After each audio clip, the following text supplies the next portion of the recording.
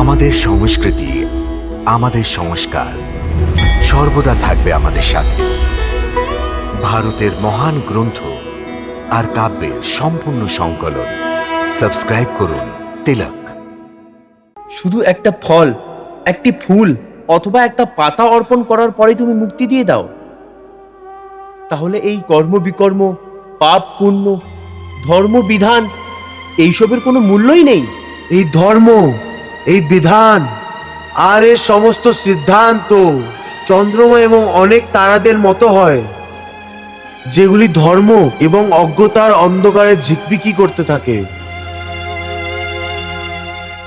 কিন্তু যখন ভক্তির সূর্য উদয় হয়, তখন এদের মধ্যে সবাই লুকিয়ে পড়ে। অর্থাৎ ভক্তির স্থান এত উঁচু যে ধর্ম ওর সামনে তুচ্ছ হয়ে যায়।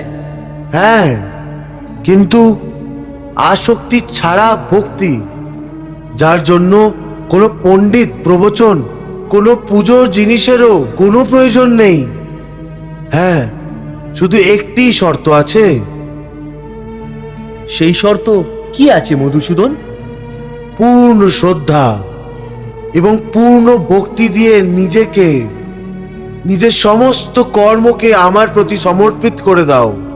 ব্যাস, আমি আমার এরম ভক্তকে সব কিছু ভুলে গিয়ে ওকে মুক্তি দিয়ে দেব। সর্বধর্মান পরিত্যজ্য মামেকম শরণম ব্রজ, अहम त्वाम सर्व पापेभ्यो मोक्षयिष्यामि मा शुचः। वाह प्रभु, वाह। ভগবান, প্রভু আজকে কত আবেগের সাথে নিজের প্রভুত্বের মহানতা এবং উদারতার রূপ অর্জুনের মাধ্যমে সমস্ত সংসারকে দেখিয়ে দিলেন। হ্যাঁ দেবী, প্রভুর এই অমৃত বচন সম্পূর্ণ মানব জাতির কল্যাণের জন্য। ভগবান শ্রীকৃষ্ণ মানুষের কল্যাণ এবং পরিত্রাণের সমস্ত রাস্তা দেখিয়ে দিলেন, যাকে গ্রহণ করে জ্ঞানী ধ্যানী পরিত্রাণ পেতে পারেন।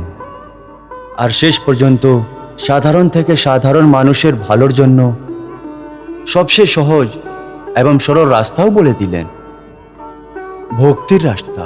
হে অর্জুন, ভক্তির স্থান এত উঁচু যে নিজের সত্যিকারের ভক্তদের আমি নিজেই ভক্তি করি।